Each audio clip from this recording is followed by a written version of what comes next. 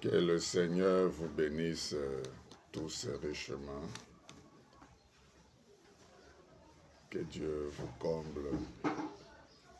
C'est encore votre bien-aimé, cher frère et pasteur David Lituka en RDC, RD Congo, Kinshasa, pasteur de l'église TBB, en sigle Tabernacle du But de Branham. Je viens encore par cette occasion pour partager avec vous, pourquoi pas, une petite préoccupation qui dérange tant de bien-aimés à travers le monde.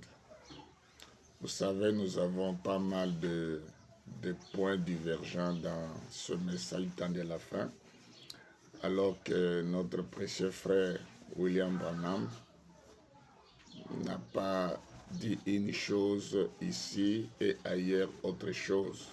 Étant prophète, il était premièrement lui-même l'enseignant de son propre message. Mais comme ça ne manque pas toujours, nous avons toujours des malentendus, des bien-aimés qui n'arrivent pas à bien comprendre ou à bien saisir le prophète alors qu'il parlait. Alors, je viens ici, dans cette occasion, vous parler un peu sur ce que c'est les 7 tonnerres d'Apocalypse 10 en un mot. Bien bon nombre de bien-aimés se posent toujours tant de questions. C'est quoi les 7 tonnerres? Vous qui dites avoir eu cette révélation, dis-nous ce que c'est les 7 tonnerres, qu'est-ce que les 7 tonnerres nous révèlent, alors que c'est si simple quand nous lisons tout simplement, attentivement, notre bien-aimé prophète Branham. Alors, d'abord, nous avons le concept ou le mot 7 tonnerres. C'est quoi au juste les 7 tonnerres? Déjà, d'entrée de jeu, je m'en vais déjà vous répondre. Si vous prenez le premier saut, et dans plusieurs prédications du prophète, Frère Branham a toujours défini le mot tonnerre comme étant la voix de Dieu. Ok?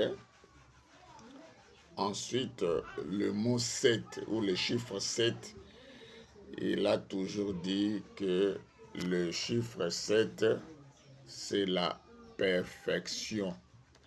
Alors nous avons deux mots là-bas.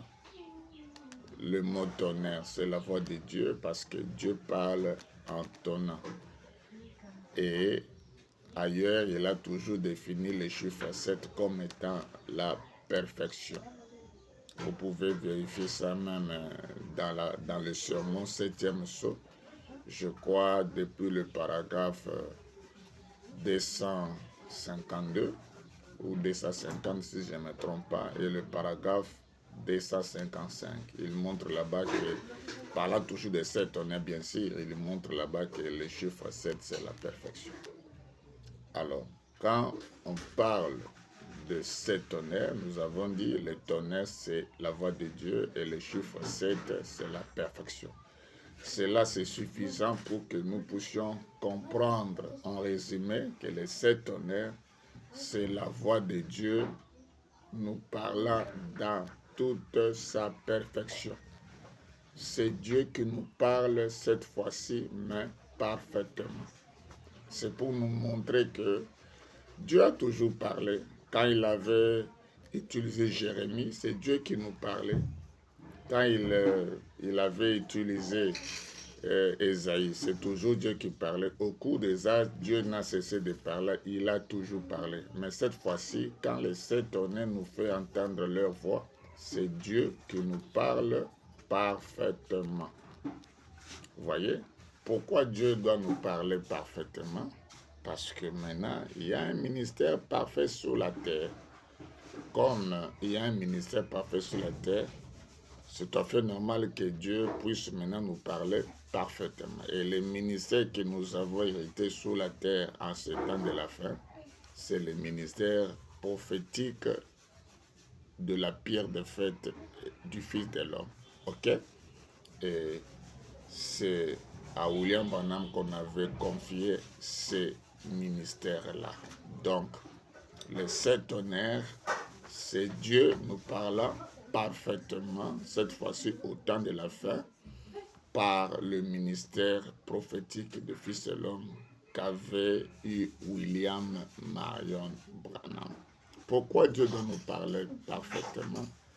Parce que sans cela, il est pratiquement impossible que nous ayons la révélation parfaite de Jésus-Christ. Donc Dieu doit nous parler parfaitement pour que nous ayons la révélation parfaite de Jésus-Christ, de sorte que toi et moi, nous puissions également, n'est-ce pas, avoir aussi la foi parfaite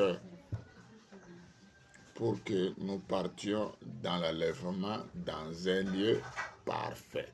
Vous voyez, donc le 7 honneurs, c'est Dieu qui te parle, qui me parle à travers William Branham.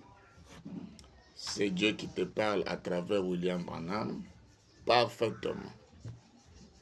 Donc, s'il y a eu un temps où Dieu nous a parlé parfaitement en ce temps de la fin, c'est à travers le prophète William Marion Branham.